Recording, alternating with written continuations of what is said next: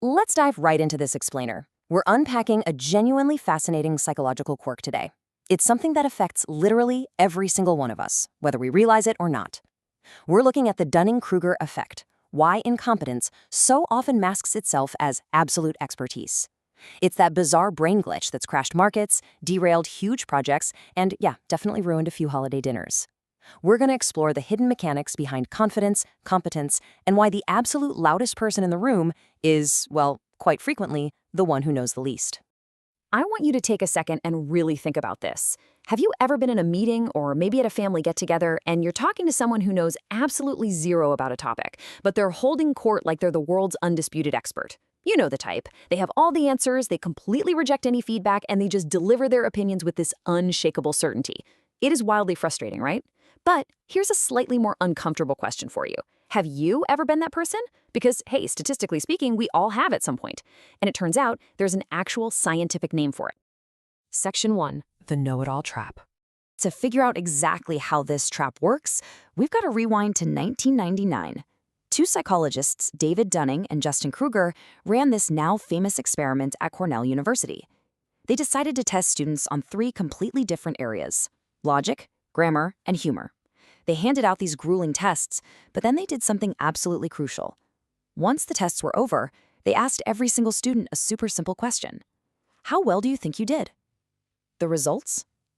Honestly, staggering.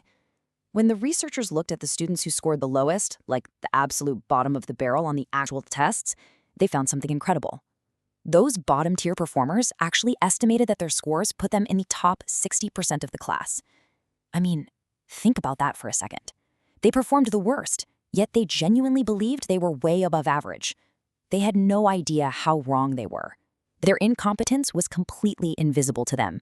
So, simply put, that is the Dunning-Kruger effect. It's the gap, this massive, glaring blind spot of a gap between how much you think you know and how much you actually know. It's a cognitive bias where people with really limited knowledge in a specific area just massively overestimate their own competence. It's kind of like the brain's way of protecting the ego, you know? It shields us from the harsh reality of our own ignorance.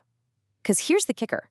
When you lack the skills to actually be good at something, you also lack the exact skills required to recognize just how bad you are at it. Section 2, the curve of confidence. Let's visualize this for a second. Picture a graph with 2 main elements. Over on one side, you've got your actual knowledge, the hard facts, the rigorous study, the real-world skills you actually possess. Then on the other side, you have your confidence level. Now, when you're starting out and you know almost nothing about a new topic, your confidence is usually pretty low, which makes total sense, right? It's completely normal to feel a bit unsure when you're a total beginner. But the very second you learn just a tiny little bit, maybe you watch one 10-minute tutorial or read a single Wikipedia page, your confidence doesn't just rise slowly. Oh, no, it absolutely rockets upward. Suddenly, you feel like you've unlocked the secrets of the universe. Now, what's really wild is the official term researchers actually use for this massive, immediate spike in unearned confidence. They literally call it the peak of Mount Stupid. Seriously, no joke, that is the documented name. You learn 3 cherry-picked facts about a highly complex topic, and suddenly you feel like a certified genius standing at the very top of this peak, just looking down at everyone else. You are completely blind to the vast landscape of information you haven't even stumbled across yet. And sadly, a lot of people just pitch a tent and set up a permanent camp right here on this peak without ever realizing it. But let's say you keep going. If you actually push through, continue to study the topic, read the literature, get some practice in, you inevitably start to realize just how incredibly deep and complex it truly is. All those little nuances, the edge cases, the exceptions, they finally become visible to you. And what happens next? Your confidence violently crashes. You tumble right off that peak and land squarely in what researchers call the valley of despair. You have this moment of, oh wow, I actually know absolutely nothing. But here's the secret. This valley, it's not a bad place at all. In fact, it's a totally necessary rite of passage. This is exactly where real, deep, consistent learning and mastery can actually begin. Section 3, Mount Stupid in Reality. Let's look at how this plays out in the real world, because this effect is completely universal. It's not just happening in university labs, it's happening across totally different industries and in our everyday lives. Think back to 2021, when crypto was absolutely booming. We all have that loud cousin, let's call him Rahul, who read 3 internet threads and suddenly posted in the family chat that he was a generational financial guru. 6 months later, when the market crashed, absolute crickets. That is Mount Stupid in real time. Or take your classic first-year medical student. They learn about rare diseases for the first time, and suddenly every minor sneeze or headache is a rare exotic form of meningitis. They know just enough to be terrifyingly confident in their self-diagnoses.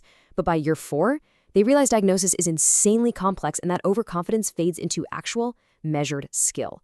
We see the exact same thing in new managers who suddenly have loud, aggressive opinions on every single company strategy, compared to a 20-year seasoned leader who will pause, take a breath, and simply say, well, it depends. That pause, that hesitation, that is what actual expertise looks like. Section 4, the uncomfortable twist. So let's slow down for a second, because behind all those funny, relatable examples lies a genuinely uncomfortable truth about human psychology. The crucial point here is this fascinating inverse relationship. The trap of the Dunning-Kruger effect is that the people most affected by it are, by definition, completely unaware they're in it. Incompetence hides itself from the incompetent person. They literally lack the cognitive tools to spot their own errors. But look at the flip side, the side almost nobody talks about. The most highly skilled, competent people often completely underestimate themselves. Experts just naturally assume that because something is easy for them, it must be easy for everyone else. I mean, you've heard of imposter syndrome, right? That nagging feeling that you're a fraud and you don't deserve your success? Well, very often, imposter syndrome is simply high competence failing to recognize itself. It's this tragic irony of the human condition. The foolish are absolutely certain, and the intelligent are full of doubt. Section 5, the 4-step antidote. The good news is, we aren't completely helpless here. Now that we can clearly see the trap, we can actively build a ladder to climb out of it. Here's your 4-step antidote to fight off unearned confidence. Step 1, seek discomfort. Look, if you're the smartest person in the room, you're in the wrong room. Go out of your way to surround yourself with people who know vastly more than you do, and let their expertise humble you. Step 2, ask better questions. We gotta stop asking, am I right, just to get a quick hit of validation. Instead, try changing your default question to, okay, what am I missing? Step 3, embrace the valley of despair. When you hit that agonizing moment of realizing how much you don't know, do not run away. That's not a failure. That is growth literally knocking on your front door. And finally, step 4, delay your opinions. Whenever you dive into a new topic, give yourself a solid 30 days before you form a strong view. Let the information settle, do the actual reading, and wait before you go declaring yourself an expert. It's absolutely vital to remember that confidence itself is not the enemy here. We all need confidence to navigate the world, build businesses, and lead teams. Unearned confidence is the enemy. Think about it. Throughout history, the wisest minds, philosophers like Socrates, physicists like Albert Einstein, the brilliant Richard Feynman, they all shared this profound, deeply rooted humility about their own knowledge gaps. They understood that the universe is just infinitely complex. They weren't aggressively obsessed with proving what they already knew. They were obsessed with what they didn't know. That relentless curiosity, that's the true hallmark of brilliance. Which brings us to our final parting question for this explainer. The next time you catch yourself thinking, yeah, I've got this all figured out, I challenge you to just take a breath and pause. Stop and ask yourself, is your confidence actually earned? Have you put in the hours, the reps, and the rigorous study to truly back up that certainty? Honestly, taking that single pause might just be the most intelligent thing you do all day. Thank you so much for joining me to unpack this fascinating psychological quirk. I'd love for you to reflect on this. What's a Mount Stupid moment you've experienced in your own life? Own it, embrace the humility, and keep learning. See you next time.